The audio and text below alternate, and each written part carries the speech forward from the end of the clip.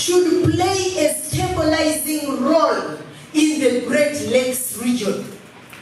Some of the problems that are making refugees to run, if we did a better job as a government in the Great Lakes region, I can tell you some of the issues in the DRC would be better handled. And the ANT government has the capacity and the expertise to be a stabilizer in the Great Lakes region, so that we are able to deal with issues at source, so that not everybody will have to run into Uganda. We have reflected on that. We have reflected on migration. Today, the biggest export of this country is our young people.